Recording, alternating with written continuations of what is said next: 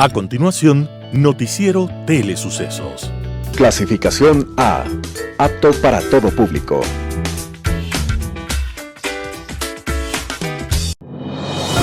Inicie el día bien informado. El mejor noticiero de la mañana informando para usted. Noticiero Telesucesos. Primera parte del noticiero Telesucesos con las noticias más importantes del día. Estimados televidentes, bienvenidos a una emisión más de su noticiero Telesucesos. Un día como hoy. A finales del siglo XIX, el mundo científico estaba conmocionado. En la Real Academia de Ciencias de Gran Bretaña, un hombre estaba exponiendo la teoría de la evolución. Esa teoría, hoy convertida en verdad científica irrefutable, señalaba que todos los seres vivos hemos tenido un origen común, en formas más primitivas. De allí se deduce que somos familiares muy cercanos de otros simios como los gorilas o los chimpancés, por ejemplo, y que en un pasado tuvimos un antepasado común, es decir, éramos iguales. Tal visión científica lastimó a algunos personajes y el director de la academia increpó al expositor al preguntarle si el defensor de aquella teoría descendía de los monos por parte de su padre o de su abuela. Entonces el hombre contestó: prefiero ser descendiente de un humilde mono que tuvo el coraje de bajar de un árbol y no de seres que se creen superiores como usted, o que cierran los ojos a la verdad de la ciencia para seguir sumidos en la oscuridad de sus creencias llenas de superchería. Ese fue uno de los últimos debates que en un foro científico se dieron acerca del tema. El descubrimiento de las leyes de la evolución es uno de los más revolucionarios y grandiosos realizados en toda la historia humana. Y tal salto en el conocimiento se la debemos a Charles Darwin, que estaba publicando su obra sobre el origen de las especies, un día como hoy, 24 de noviembre de 1859. Y hoy lo recordamos, porque este libro de Darwin abrió las puertas para que una cascada de luz y de verdad inundara nuestras mentes. Lo mejor de la mañana informando para usted. Titulares. Policía logra récord histórico en incautación de droga. Licencias de conducir caducadas serán válidas hasta junio del 2021. Vacuna de Oxford y AstraZeneca tienen una efectividad del 70.4%, dice un estudio. En el segmento legal abordaremos el presidente de la República reformó el reglamento para la aplicación de la Ley Orgánica de Regulación y Control del Poder de Mercado. La entrevista es a Diego Fuentes, candidato a asambleísta de Pichincha por Alianza País. Tendremos también el informe semanal de Ecuador Verifica, en Opinión Ecuador, la desinformación en la pandemia y preventa de petróleo a China. En Política Internacional, E20 2020. El editorial de Simón Espinosa Cordero, Atrevidos. En deporte, la Vuelta Ciclística al Ecuador, el Nacional y la Noche del Recuerdo. Y llegaremos a la quinta y última entrega de los mitos y verdades en torno a los gatos en nuestro segmento Mi Mejor Amigo. Noticias del día con Carla Sánchez. Policía Nacional logra récord histórico en incautación de drogas. Las unidades de investigación antidrogas detectaron 110 toneladas 981 kilos desde el 1 de enero hasta la presente fecha. Además, en este periodo detuvieron a 10.720 personas de varias nacionalidades. Los agentes ejecutaron más de 8.612 operativos enfocados a la reducción de microtráfico y tráfico internacional en las 24 provincias del país, especialmente en zonas de mayor conflicto de Guayaquil, Quito, Manabí, Esmeraldas, El Oro y Carchi. Con estos datos, la Policía Nacional incautó más de 110 toneladas de droga durante el 2020, lo que representa un hito histórico, pues el mayor número de alcaloide decomisado fue hace 4 años. Licencias de conducir caducadas serán válidas hasta junio del 2021. La Agencia Nacional de Tránsito, ANT, extenderá la validez de la licencia de conducir hasta el 30 de junio del 2021. Esto para los documentos que caducaron a partir del 1 de enero del 2020, hasta la fecha antes mencionada. Además, se extenderán los horarios de atención. La medida regirá hasta el 20 de diciembre en las oficinas de atención al usuario Occidental, El Recreo y Plataforma Gubernamental Financiera de la capital. El servicio de los sábados de 8 de la mañana a 14 hasta el 19 último del mes de este año. Asimismo, se extenderá la validez de los documentos requeridos para la solicitud de la licencia de conducir hasta el 30 de junio del 2021. Vacuna de Oxford y AstraZeneca tiene una efectividad del 70,4%, dice el estudio. La vacuna desarrollada por la Universidad Inglesa de Oxford y la farmacéutica AstraZeneca prevé que el COVID-19 en un 70,4% con su vacuna, con los casos indican los resultados preliminares difundidos en esta semana. Más de 20.000 voluntarios participaron en la tercera fase de las pruebas clínicas organizadas por la Universidad de Oxford, que ya dio buenos resultados de seguridad en la segunda fase. Un dato que aún no ha podido explicarse según la BBC es que la efectividad de la vacuna subió al 90% en un grupo de voluntarios a los que se dio media dosis inicial seguida de una dosis completa. Sarah Gilfred, profesora de vacunología de Oxford y responsable del proyecto, ha declarado que el anuncio nos sitúa en un paso más cerca del momento en que podremos usar las vacunas para poner fin a la devastación causada por la COVID-19. Novedades legales a cargo del estudio jurídico Naranjo Martínez. El presidente de la República reformó el reglamento para la aplicación de la Ley Orgánica de Regulación y Control del Poder de Mercado. Mediante el decreto ejecutivo número 1193 del 17 de noviembre del 2020, el presidente de la República reformó el reglamento para la aplicación de la Ley Orgánica de Regulación y Control del Poder del Mercado, LORC. A continuación se resumen las principales reformas. 1. Las opiniones, lineamientos, guías, criterios técnicos y estudios de mercado emitidos por la Superintendencia de Control del Poder del Mercado podrán ser difundidos en su página web y en cualquier otro medio con excepción de la información confidencial. 2. Las conductas de abuso de poder de mercado tipificadas en el artículo 9 de la LORC no serán excepcionales de exoneración alguna. Las restricciones establecidas por el Estado en los términos del artículo 28 de la Ley Orgánica de Regulación y Control del Poder del Mercado deberán sustentarse en el interés público y bienestar general. 3. Se adoptará la definición y los criterios de grupo económico y vinculación empresarial establecidos en la Ley de Mercado de Valores y en las resoluciones de la Junta de Política Monetaria y Financiera. Se entenderá que pertenecen a un grupo económico el conjunto de empresas u operadores económicos cuyo volumen debe sumarse en el acuerdo con lo establecido en el artículo 17 de la LORC. Adicionalmente, la Superintendencia podrá establecer otros factores de vinculación y conformación de grupos económicos sobre la base de normativa técnica. 4.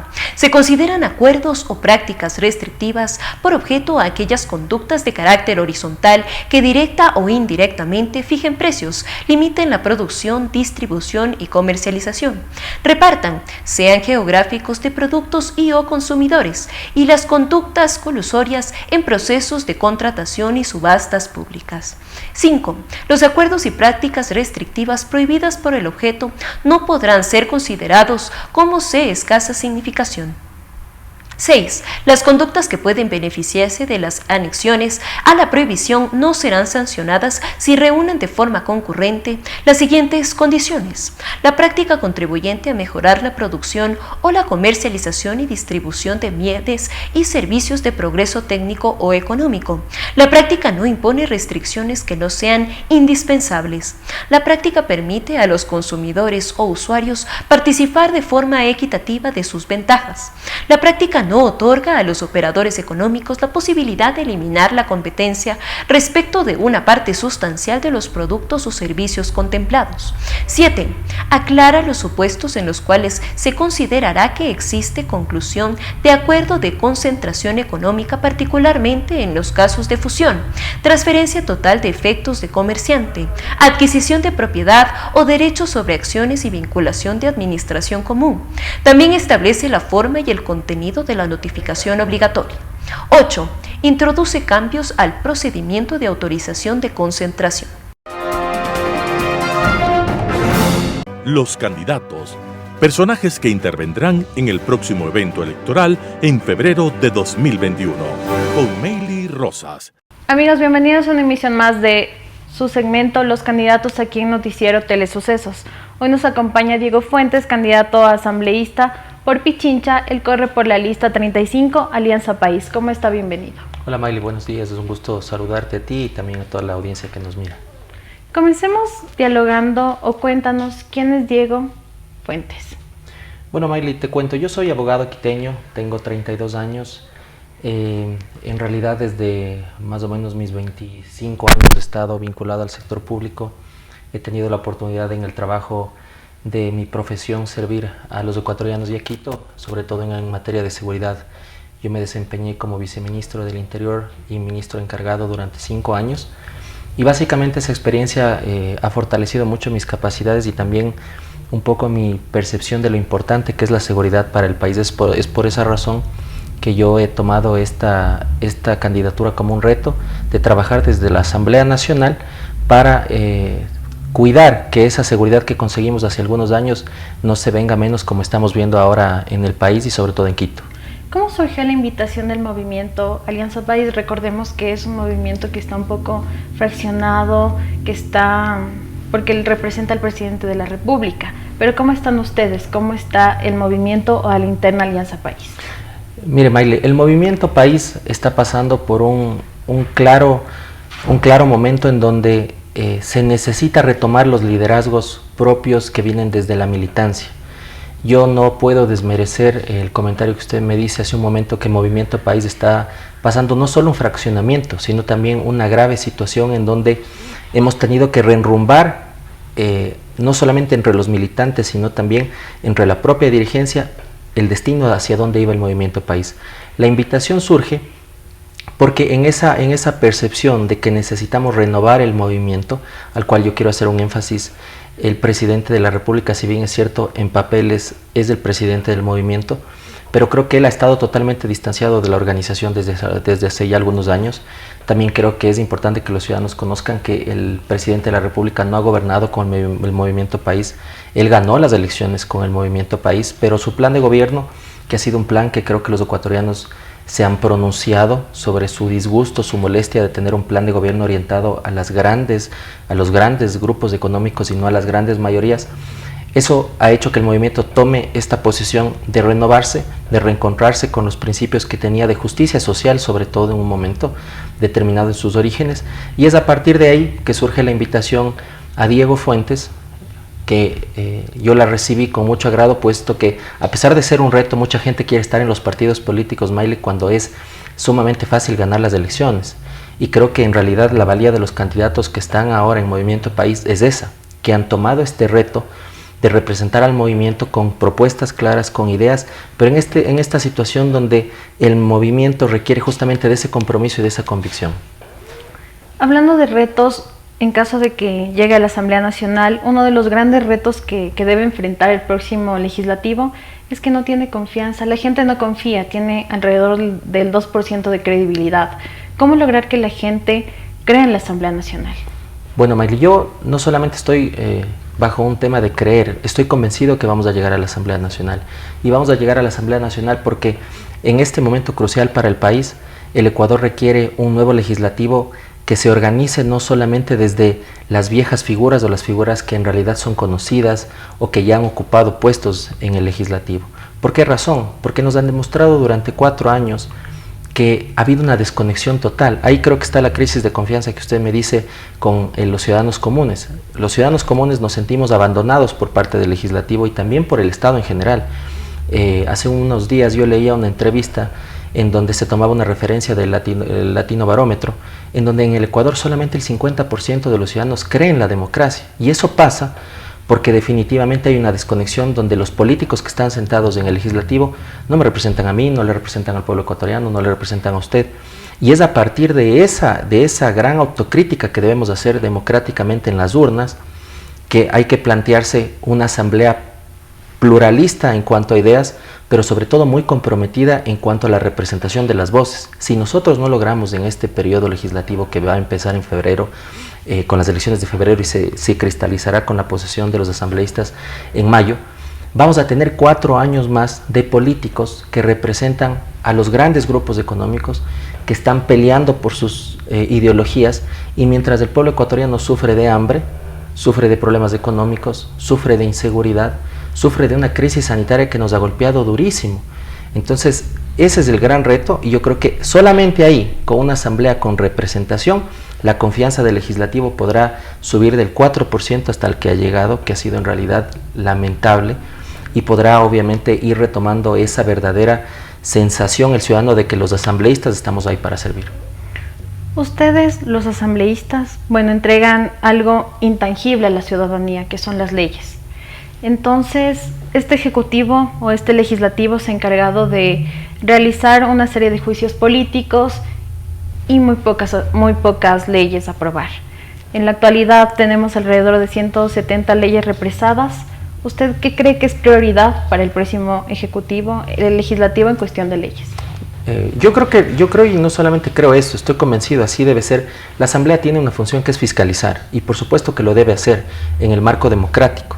Esa fiscalización sirve para todos los ciudadanos que nos están viendo, para garantizar que las autoridades cumplan con su trabajo, que es gobernar este país en beneficio de los grandes intereses de los ecuatorianos, es decir, garantizar a los ecuatorianos salud, educación, seguridad, garantizar un panorama económico en donde las inversiones se puedan desarrollar, garantizar los derechos de los trabajadores, obviamente también garantizar los derechos de los empleadores. Pero lamentablemente, cuando la fiscalización se vuelve un instrumento de persecución o de show político, ya la Asamblea pierde ese rol fiscalizador y se vuelve básicamente un espectáculo de intereses partidistas. Eso por una parte. En segundo lugar, la Asamblea tiene como misión fundamental legislar para los ecuatorianos, y a pesar de que esto es un tema intangible, como entiende la gran mayoría de quienes nos ven, es sumamente importante porque la legislación es el marco en donde permitimos nosotros que los poderes del Estado desarrollen y encaucen sus acciones. Esto permite evitar los abusos de poder, permite evitar que las políticas que se toman desde los escenarios de las autoridades nacionales estén orientados a garantizar en forma equitativa los derechos de todos los ecuatorianos. Y a pesar de que son temas intangibles, yo le puedo garantizar que el 100% de los ciudadanos ecuatorianos, usted, la gente que nos observa, nosotros, quienes estamos inmersos en la política, y todos los ciudadanos de todos los estratos y en todas las profesiones, se ven afectados por la legislación que pasa en la Asamblea. Ahí está el gran reto, en que nosotros sepamos poner a las personas más capacitadas a legislar, porque ese es el punto en donde confluye todo lo que nosotros como ecuatorianos queremos y todo lo que el Estado como ente que gobierna este país debe hacer. Entonces, para responderle su pregunta, a pesar de que es algo intangible, es estrictamente lo más necesario en una democracia que la Asamblea legisle, pero que legisle no solo para ciertos partidos, sino para la gran mayoría de ecuatorianos. Entonces, ahí está el reto. ¿Cómo trabajar o cómo garantizar a los ecuatorianos seguridad? Porque es un problema que estamos viviendo en la actualidad. La gente ya no puede salir segura a las calles porque se puede encontrar en la esquina con alguien que le robe, o sale a algún restaurante y pasa lo que pasó la semana pasada. ¿Cómo desde el legislativo trabajar por la seguridad de los ecuatorianos? Mire, Maylen, solamente que se puede encontrar con un asalto. Yo creo que hoy los ecuatorianos nos hemos ya acostumbrado a que nos asalten en las calles. Las personas en sus negocios se han acostumbrado a que le roben, y eso no puede ser así. No puede ser así porque en un momento determinado la Policía Nacional demostró que esa no tenía que ser la regla sino la excepción. Si usted me permite, yo creo que hay que hacer una reflexión bien importante. Nosotros no puede ser posible, o mejor dicho, usted puede creer que en este momento de esta crisis tan dura que vive el Ecuador y que vive Quito en materia de inseguridad, donde vemos videos todos los días de gente que es asaltada violentamente, incluso ya en un lugar cerrado, usted puede creer que tenemos un gobierno y un ministerio y una ministra que está preocupada de sus asuntos, que son de toda índole, menos de lo necesario, que es garantizarles a los ecuatorianos sus derechos, a la seguridad, en orientar a que todo el esfuerzo de la Policía Nacional esté volcado a que las personas podamos estar tranquilos en las calles. El grave problema, o cómo nosotros retomamos eso, es apostándole a la seguridad desde la policía que sirve a los ciudadanos, no la policía que sirve a los estamentos de poder o al Estado en sí. Mire, la policía, lamentablemente, yo aprecio muchísimo a la policía, es una institución con la cual he desarrollado mi carrera profesional.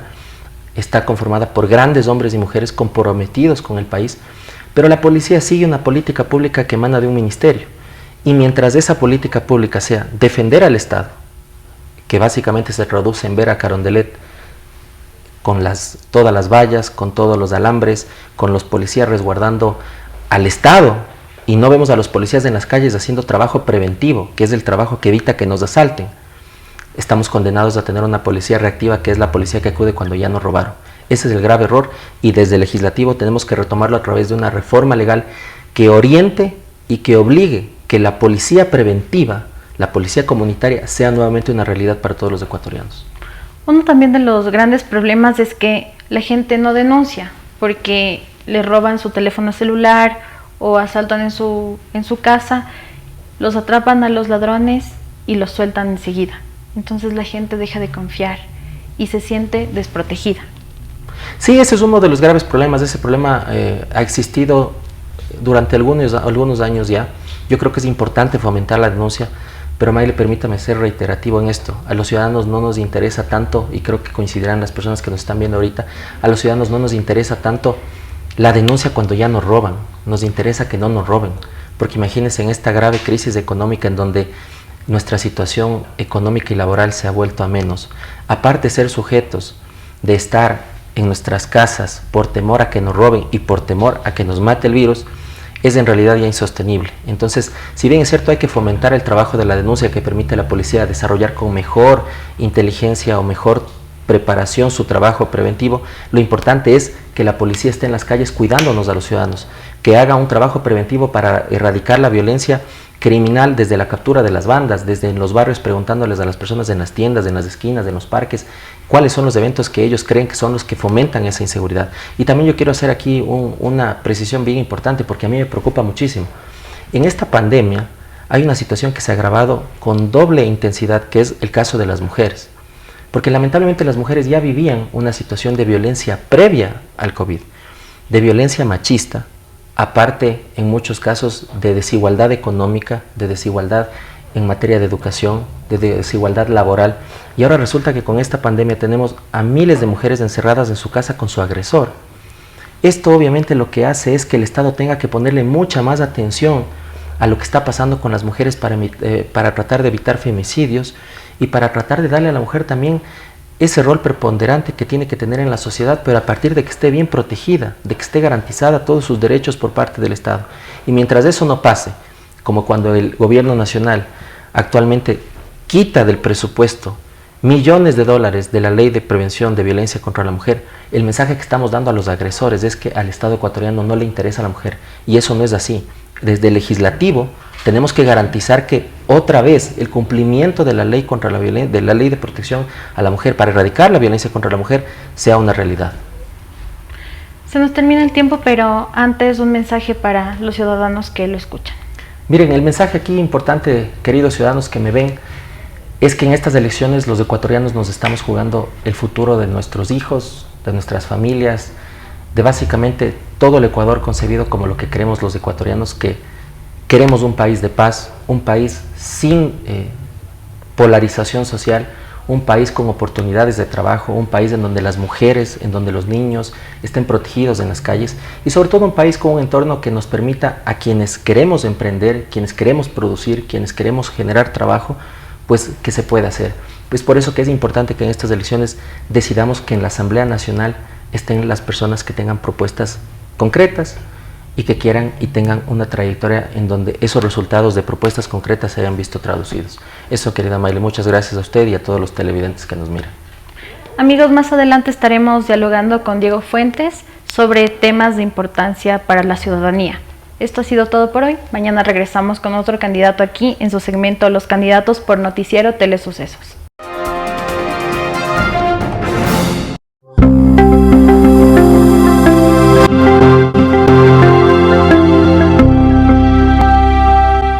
Esta semana en Ecuador Verifica continuamos con nuestras verificaciones electorales.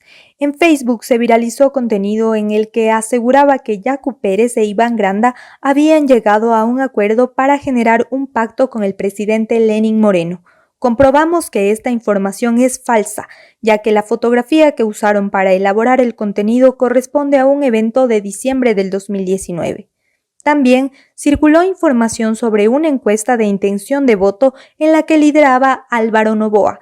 Este contenido fue inverificable porque no se conoce cuál es la fuente de esta encuesta.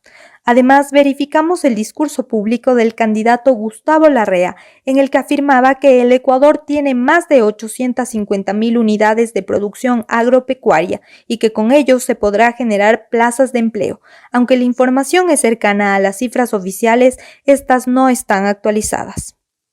En Ecuador Chequea realizamos la verificación de información sobre el decreto que redujo a la mitad el sueldo del presidente fue derogado. Esta información es cierta, pues con el nuevo decreto el salario del primer mandatario, vicepresidente, ministros y viceministros ahora se reducirá tan solo en un 16.66%. Finalmente, verificamos la supuesta oferta de empleo que ofrecía el MIES y es falsa. El ministerio confirmó que la página oficial no tiene nada que ver con la página de Facebook desde la que se hizo el anuncio.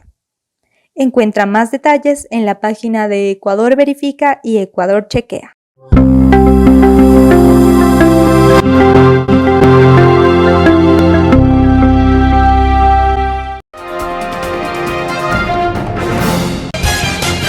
Deportes en la mañana con Pablo Montenegro. Muy buenos días. Ayer se inició la 37ª vuelta a la República de Ecuador en ciclismo. 103 ciclistas van a participar en 6 etapas. La de ayer fue entre los bancos Pedernales, un recorrido de 191 kilómetros. El día de hoy será Pedernales Santo Domingo. Posteriormente la tercera Machachi Cayambe Olmedo. La etapa cuarta, San Roque, Imbabura, la Estrellita, Etucán. La quinta etapa, el Playón de San Francisco, Atuntaqui. Y la sexta etapa, Circuito Mitad del Mundo. Vamos con Ernesto Almeida Erazo, quien nos informa lo que ocurrió hoy en la primera etapa de la 37ª vuelta a la República del Ecuador que organiza la concentración deportiva de Pichincha. Muy bien, gracias amigos. Ha terminado aquí la primera etapa, linda jornada. Buen clima, aquí lo tengo al señor Juan Pablo Tapia, que nos dé a conocer qué le ha parecido este ambiente que se vivió aquí en la vuelta al Ecuador. Bienvenido, mi estimado Juan Pablo. Gracias Ernesto, buenos días. Realmente comenzó la fiesta, hemos vivido buen clima. Esto también, todo se está apostando a que esto salga bien, así que ha terminado sin novedad. Y lo que estamos haciendo es preparar, corregir ciertos ajustes que tenemos para las próximas etapas y seguir subiendo ya a la montaña. El primer susto pasó, es decir, vamos a seguir viviendo esta fiesta del ciclismo, ¿ah? Sí, todo ha salido como estaba previsto, algunas cosillas hay que corregir, pero seguimos. Esto es dinámico y con la presencia de la prensa, la obediencia de la gente, el trabajo de los comisarios, todo está saliendo en correcto orden. Muy bien, gracias Juan. Gracias Ernesto, saludos a todos. No le quitamos más tiempo. 102 ciclistas hoy tomaron partida con los detalles que les hemos dado a conocer, los ciclistas que fueron apartados por COVID, también los deportistas que han tenido la oportunidad, hay miembros de la caravana, el equipo Orgullo Paisa no estuvo, pero ha sido importante esta labor. Y sobre todo el momento que vive el ciclismo. Aquí hay otro de los periodistas que nos acompaña este instante y sobre todo pues tenerles esta relación que ha tenido la etapa del día de hoy. Hoy terminó la primera etapa con un buen momento, ¿no? Hoy ha terminado y sobre todo eso se vive ya la fiesta del ciclismo. Le consultamos a Fabricio Treviño. Sí, don Ernesto, la verdad que a pocos minutos ya del arranque de esta fiesta ciclística, con toda la expectativa obviamente. Hay muchos candidatos para las diferentes categorías, para la general, las metas volantes, para los puertos de montaña, también con la expectativa de conocer cómo se van a desarrollar las elecciones, por ejemplo Guatemala, Perú, el mismo Candels de México, obviamente si van a estar competitivos o no ante los más favoritos de acá de nuestro país, como son el BSPC y el Movistar. Muy bien, mi estimado Pablo, a todos los oyentes les vamos a seguir presentando este informe cuando ya ha comenzado la primera etapa. Ayer entonces inició la Vuelta Ciclística a la República del Ecuador. Vamos con estudios, con más información. Hablemos del Nacional. Un hecho lamentable. por no decir de otra manera, se vivió el día sábado en el complejo del Club Deportivo Nacional. Yo hablo las cosas como yo siento. Yo no estoy pensando en qué pasará, qué ocurrirá. No. ¿Cómo son los delincuentes? Los delincuentes no se dejan ver. Se tapan el rostro, se tapan que no les vean las cámaras. Así son los delincuentes. Y así fueron los delincuentes que dicen ser hinchas del Nacional. Fueron a los Sauces. Ahí queda el complejo del Club Deportivo El Nacional o en Tumbaco, como quieran ustedes entender. Ya no hay la guardia que había antes a nivel militar, que eran los conscriptos. Todo el contrario, ahora más bien es una guardia privada. No sé cuántos mozalbetes, majaderos, delincuentes llegaron al Nacional, se veían unos 15 en el video que todavía más tienen el lujo de pasar, y le agredieron al guardia para poder forzar e ingresar a las puertas del complejo del Club Deportivo El Nacional. Comenzaron con los gritos, con esas arecas pendejas que tienen, que cuando yo me muera quiero que mi cajón se vista de rojo y ni sé cuánto como mi Nacional. No, son delincuentes. Son delincuentes que ahora que no hay fútbol, me imagino que no pueden ganar plata, porque la policía ha dado informes que estos delincuentes disfrazados de hinchas van a los estadios y venden droga a más de consumir las drogas, haciendo un daño terrible al fútbol a nivel mundial y ahora muy particular al Ecuador. Esta barra del Nacional, incluso como otras barras, se han ido a Argentina porque ahí es la universidad del delito.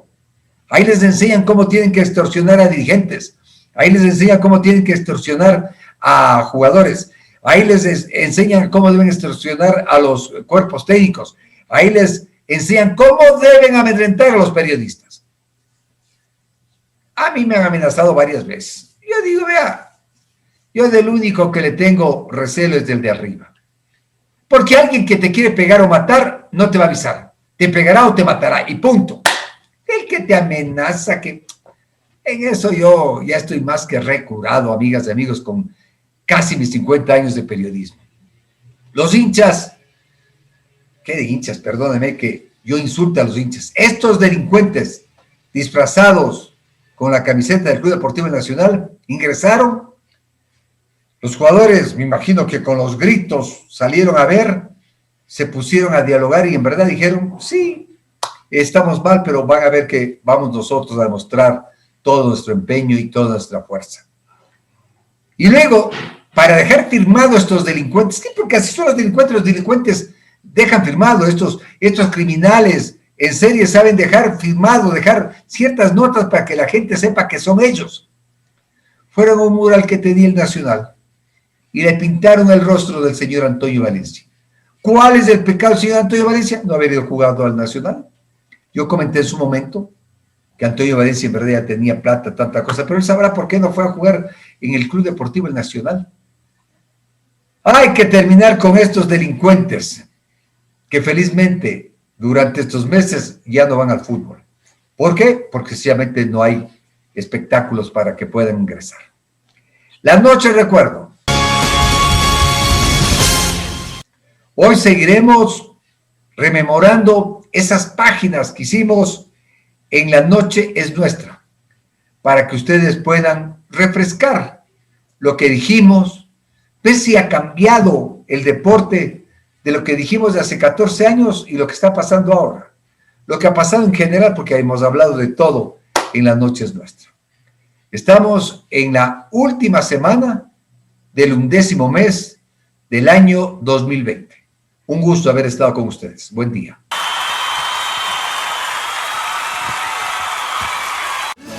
Vivir la fiesta, no te vayas a dormir. Pega la vuelta y vente pa' aquí porque la noche recién comienza.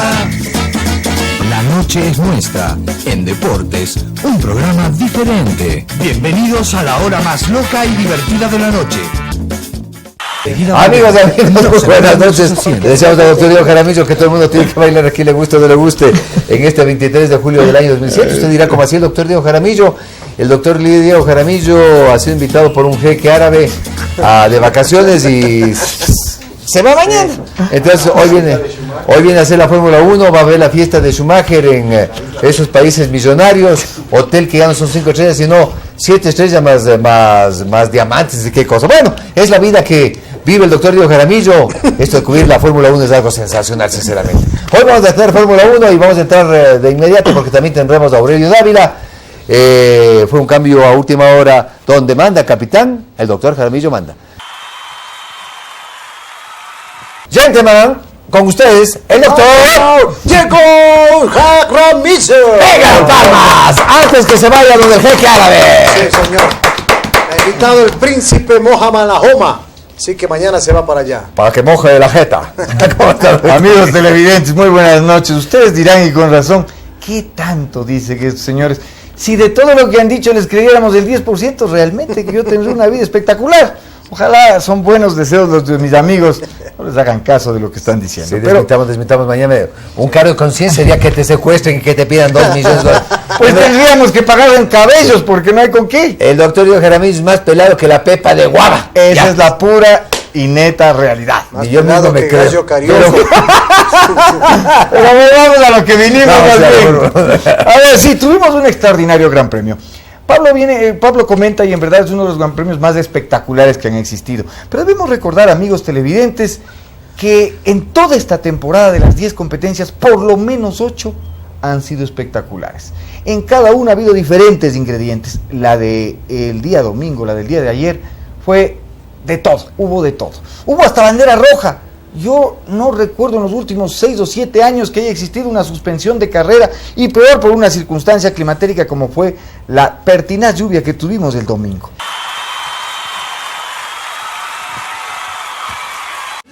A vivir la fiesta, no te vayas a dormir. Pega la vuelta y vente pa' aquí porque la noche recién comienza. La noche es nuestra. En Deportes, un programa diferente. Bienvenidos a la hora más loca y divertida de la noche.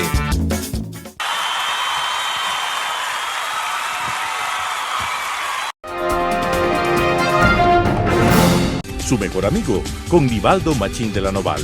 Consejos para la tenencia responsable de mascotas. Porque tu mejor amigo lo merece, seguimos compartiendo sobre los mitos y verdades en torno a los gatos.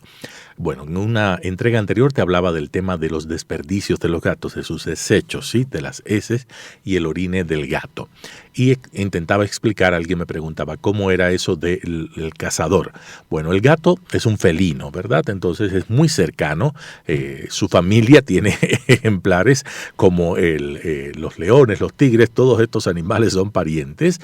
Entonces, ahí está, solamente observa un gato chiquito y verás la elegancia de un tigre, de una pantera. Verás que esos son de los parientes de los gatos, los parientes más cercanos a los gatos. Entonces, estos animales son cazadores. Como son cazadores, no le interesa que por su olor ser descubierto por las futuras presas. Entonces, es muy común, ya viene incorporado en su registro de ADN, que tienen que enterrar sus desperdicios. Entonces, ¿quieres hacer la prueba? Un gatito pequeñito, sácalo al jardín en una zona donde haya tierrita o arenita que esté suelta y verás cómo él inmediatamente empieza a hurgar con las patitas para tapar los desechos después que hace popó. Eso es un entrenamiento básico y muy sencillo. Así que el arenero es de las cosas más fáciles de enseñar a tu gato a usar, ¿sí? Solamente tiene que estar en un lugar privado. Eso sí, no puede estar, entra y sale de gente porque los gatos son bastante celosos de su privacidad. Entonces, tienes que limpiarlo habitualmente, recoger los desechos, no con la mano, siempre con guantes o con una pala especializada. Y después es facilito mantener esto, porque viene ya en el ADN de los gatos y los gatitos pequeños lo aprenden rápidamente, porque tu mejor amigo lo merece. Soy Nivaldo Machín de la Noval y nos volveremos a escuchar. Segunda parte del noticiero Telesucesos, opinión de importantes personajes de la actualidad nacional en política, economía, salud y educación.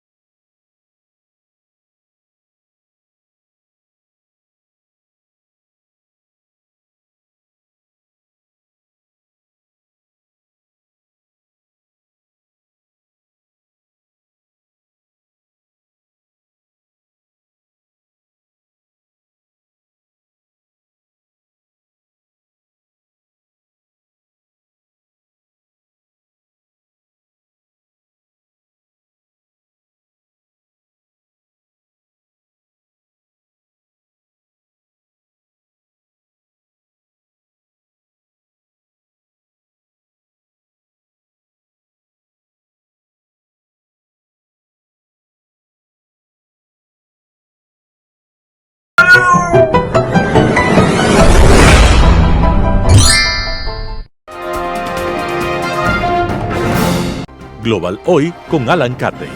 G20 2020. Parecería un poco cacofónico este título. Sin gloria ni mucha pena ha transcurrido la cumbre del G20 este fin de semana en Arabia Saudita. En la prensa mundial, el evento no ha merecido las amplias coberturas que otras cumbres de esta naturaleza produjeran.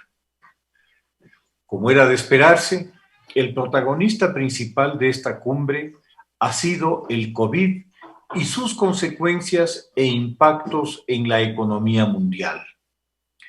Las declaraciones de los líderes en este escenario se han referido a la necesidad de ampliar de manera importante el respaldo económico vía deuda a los países y a las empresas atrapadas ante una circunstancia inédita por la caída del consumo que a su vez ha afectado a la producción. Esta circunstancia ha provocado también, consecuentemente, una fuerte caída en las expectativas de recaudaciones tributarias, generándose un círculo vicioso global. Las reminiscencias de Bretton Woods, el escenario donde tras la Segunda Guerra Mundial se establecieron las bases de la economía y el desarrollo del concepto del multilateralismo a nivel mundial, se volvieron inevitables. La necesidad de crear un nuevo marco referencial multilateral para un mundo globalizado resulta evidente, más todavía luego de 4 años de denodados esfuerzos desde la primera economía del mundo para trabar todo lo posible el multilateralismo. La presencia, o tal vez mejor, las ausencias del presidente Trump, ya en retirada, han sido de lo más destacado por parte de los medios. Su escapada para ir a jugar al golf en medio de la cumbre revela claramente sus prioridades.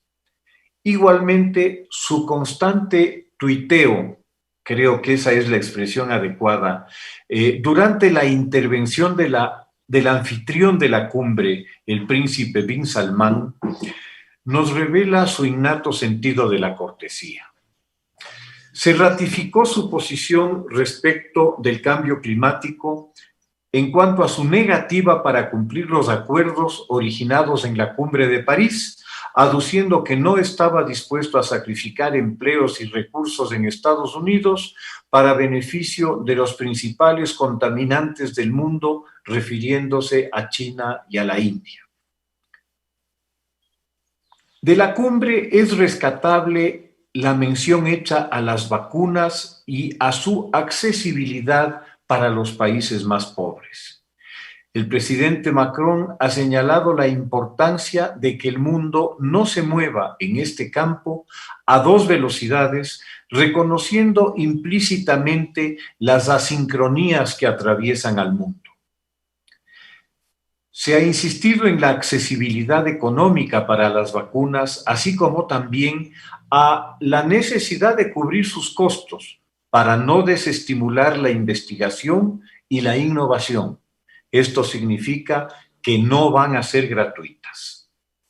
Es de esperarse que estas buenas palabras se traduzcan en buenas acciones y que a lo largo del próximo año, en un esfuerzo global, sea factible para el mundo en desarrollo acceder de manera amplia a un recurso esencial, la salud de sus habitantes.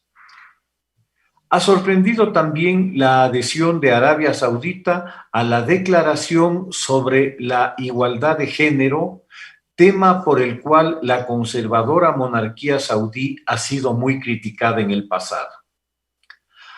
Han llamado la atención las declaraciones del presidente López Obrador, exhortando a que no se extremen las medidas de seguridad y los confinamientos contra el COVID. Sostiene que debe confiarse más en la responsabilidad personal antes que en medidas autoritarias que priven de libertades a las personas. Esta declaración sería mucho más respetable si no proviniera del presidente de un país donde se han producido ya más de 100.000 muertos por esta causa. En fin, no se trata de una cumbre que vaya a quedar en el recuerdo. El esfuerzo realizado por Arabia Saudita para lavar su imagen luego del episodio vergonzoso y lamentable del asesinato de Khashoggi y su vinculación a la monarquía saudita no parecería haber sido alcanzado pese a que no se produjo ninguna mención respecto de esta circunstancia, así como del tema general de derechos humanos en el reino. Esto resulta totalmente comprensible, habida cuenta de la presencia de otros estados a los cuales incomoda mucho cualquier mención al tema de derechos humanos, libertades individuales y respeto a la libertad de expresión. Como dice el dicho, entre bomberos no se pisan las mangueras. Las declaraciones finales de la cumbre resultan bastante vagas y ojalá su implementación pueda aplicarse con la agilidad y premura que se requiere. El impacto económico de la pandemia está en camino de significar un retroceso muy serio en los avances que se habían realizado en la lucha contra la pobreza. Esta está regresando con fuerza en el tercer mundo, con todas las lamentables consecuencias que la pobreza extrema genera, desde la desnutrición y los problemas sanitarios hasta los populismos más irresponsables. Muchas gracias. Opinión.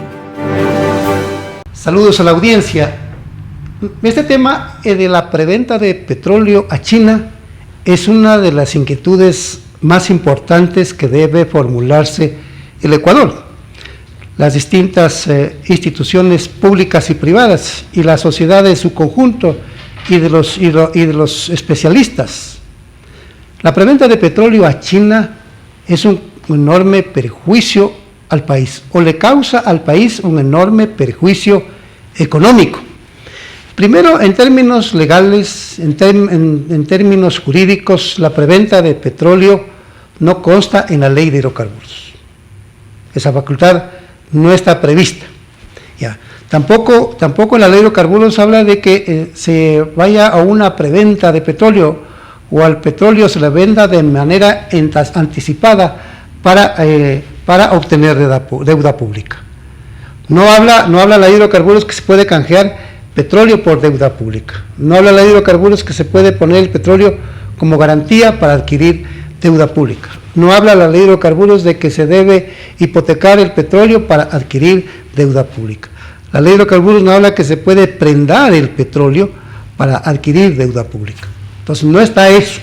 De manera que esta venta anticipada de petróleo que se viene aplicando en el Ecuador desde el año 2009 hasta la actualidad y que se quiere asimismo vender el petróleo para comprometer los ingresos de dos gobiernos más, es decir, para dejarlos sin ingresos a dos gobiernos, tanto del 21 al 25 como del 25 al 29.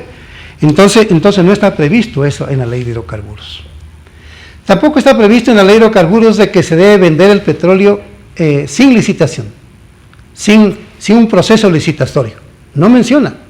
Y al ser el petróleo un recurso público, tiene obviamente que impulsarse un proceso licitatorio para quienes le ofrezcan un mejor precio al Ecuador, mejores ingresos por la venta de crudo al Ecuador, sea con quienes se firme un contrato y se comprometa las ventas a largo plazo. O también venta a spot, que son las dos modalidades de contrato que se aplica en la exportación del petróleo en el Ecuador. Entonces, no menciona la ley de hidrocarburos, como digo, que se venda el petróleo sin proceso licitatorio. Pero además, nosotros estamos diciendo que al venderse el petróleo de manera anticipada, esto es, de lo que quiere hacer el gobierno en la actualidad, y adquirir un crédito con China por $2.400 millones a cambio de entregarle petróleo. ¿Eso qué significa? Que el petróleo se lo vende estando en las estructuras geológicas, estando todavía en los yacimientos. Ahí se lo está vendiendo al petróleo. Y la Constitución de la República, en los artículos 1, 317 y 408 prohíbe la venta del petróleo estando todavía en los yacimientos. Y lo define el recurso natural mientras está en los yacimientos, mientras está en las estructuras geológicas, es decir, todavía no se lo ha explotado. La Constitución de la República menciona que el hidrocarburo, mientras se encuentre en los yacimientos o estructuras geológicas, es un recurso natural inalienable, es un recurso natural irrenunciable, es un recurso natural imprescriptible, es un recurso natural inembargable. Eso menciona la Constitución de la República en el artículo 1, 317 y 408. De manera que al venderlo al petróleo de manera anticipada, se está violando estas disposiciones constitucionales. Nosotros hemos enviado una carta al señor doctor Pablo Celis de la Torre, Contralor General del Estado, y también hemos enviado esta misma comunicación al señor asambleísta Elio Peña Ontaneda, presidente de la Comisión de Fiscalización y Control Político de la Asamblea Nacional. Hemos enviado con 9 de octubre y con 9 de noviembre, con fecha 9 de noviembre del presente año, y le decimos que solicitamos se investigue la preventa del petróleo, porque la preventa del petróleo no tiene base legal. La venta del petróleo a China, como se lo quiere hacer, hay un estudio, hay una publicación del diario El Comercio, comparando el precio de venta del petróleo a China con un contrato de venta de petróleo con la compañía Shell. Menciona la publicación del diario El Comercio de que hay un perjuicio al Ecuador, al Estado ecuatoriano, en la preventa de petróleo a China, en ese análisis comparativo de $2 por barril. Es decir, el contrato con Shell estaría pagando $2 más que el precio del petróleo que se está vendiendo a China. Entonces llega un perjuicio económico y se menciona de que el gobierno quiere prevender 154 millones de barriles. Muy bien, con los datos que publica el diario El Comercio, si uno se multiplica los 154 millones de barriles por $2, el perjuicio económico para el Ecuador sería de 308 millones de dólares. Ya. Y podría ser más, porque Petroecuador, según un informe de la Gerencia de Comercio Exterior de Petroecuador, menciona que la diferencia no es de $2, sino de $2.43, es decir, casi de $2.50. ¿Ya? Entonces, este es un tema realmente gravísimo, de enorme perjuicio económico para el país, y nosotros le hemos pedido entonces que intervenga la Contraloría General del Estado y también la Comisión de Fiscalización y Control Político de la Asamblea Nacional, pero en los próximos días le vamos a pedir también al Consejo de Participación Ciudadana, y vamos a enviar una comunicación al señor Presidente de la República y al señor Ministro de Economía y Finanzas, alertándole de este perjuicio económico que se puede cometer en contra del país. Amigas y amigos, concluyo diciendo que la preventa del petróleo no está previsto en la ley de hidrocarburos, no tiene base legal, no tiene base jurídica, y tampoco en la ley de hidrocarburos menciona que se venda el petróleo de manera anticipada sin licitación, de manera que yo le alerto al país para estar al tanto y hacer el seguimiento de lo que quiera hacer este gobierno o los futuros gobiernos con el tema de la exportación petrolera. Muchas gracias. Editorial. Atrevidos. La novela El ladrón nos visita 2 veces del italiano Caco Malcalzone será el libro del año. Narra cómo un presidente de Orinoquía la transformó en un estercolero moral y en una tierra de narcos. Hábil momificador, convertía hospitales en vistosas momias sin cerebro ni equipos. Transformaba colegios y universidades en máquinas de informes. Prostituyó la justicia. Le gustaba derrochar. Su canciller tenía docenas de asesores. Se compró 2 aviones, el uno para viajar, el otro por si se sabe qué. Muy ordenado, domingos misa, comunión, familia, cánticos a Fidel y Che, lunes maquinar decretos, martes cura de rodilla y repaso de economía, Miércoles, multar periodistas, radios y medios. Jueves, insultos y lentejas. Viernes, desjerarquizar Fuerzas Armadas. Sábado, abrirse la camisa ante los policías. Gastó todo el dinero de Orinoquía. Quiso perpetuarse en el poder, pero no pudo. Juró volver y terminó terciando las elecciones del 2021 a través de prestanombres que robaron equipos de inteligencia y espionaje para trolearnos suciamente y espiarnos indecentemente. Terminando su mandato, fue condenado a 8 años de cárcel, pero fue amnistiado por su dictador y volvió a mandar Orinoquía. Hambre para todos con excepciones. Madurizó la República. Empezó la emigración. Premio Nobel para Malcanzone Caco. Una manda de nocturnas aves se dirigió a Interpol para librarlo de la cárcel. Cristi Argentina. Lulibes, Dilmeao, brasileños. Mujicates, Tobar uruguayos. Lugo paraguayo. Evo boliviano. Samper 06 colombiano. Trujillanos. Panameños salvadores. Salvadoreño. C. Laya, hondureños, Fernanditos dominicano, denigran la justicia ecuatoriana. Argumentan con falacias, posverdámicos. Lo que irrita es que mienten con una ligereza perversa o ignorante. Y Ecuador no salió a las calles a quemar a las plazas las infiges de estos monigotes. Y Cancillería, que sepamos, no dijo chus ni mus. Y el presidente se cayó, y los embajadores de tales países no mandaron una nota de vergüenza. Y no defendimos a la fiscal y a la Corte Nacional, maltratadas por aquellos modelos de virtud, concebidos sin pecado original y que tanta audacia y despachatez denigraron con sus firmas a nuestras autoridades. Correa nos chupó la sangre, Correa nos robó la dignidad. Somos ciudadanos de paja. ¿Qué son para insultar Ecuador? Y las Fuerzas Armadas calladitas. Y la conferencia episcopal dueña absoluta de la moral durmiendo satisfecha. Ya no creo en nada, creo en la tri, en la bici carchense, en la adolescente pesista. Tanta bulla sobre la vicepresidenta que compartió la miseria de niños rurales y fue con 2 especialistas de España y a la FAO en Roma a negociar ayudas. Molestó que hubiese gastado $5.555, gran pecado llevar consigo a la familia para visitar al Papa, aunque hubiera pagado este gasto con su propio dinero. Notables presidentes extranjeros hacen lo mismo. No seamos ratoniles armados, hijos míos.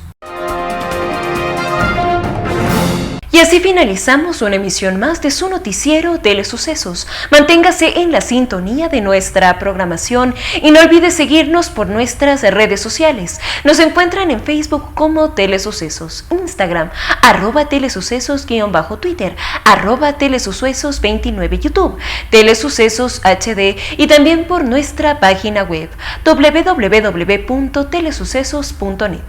Hasta la próxima. Lo mejor de la mañana informando para usted. Noticiero Telesucesos.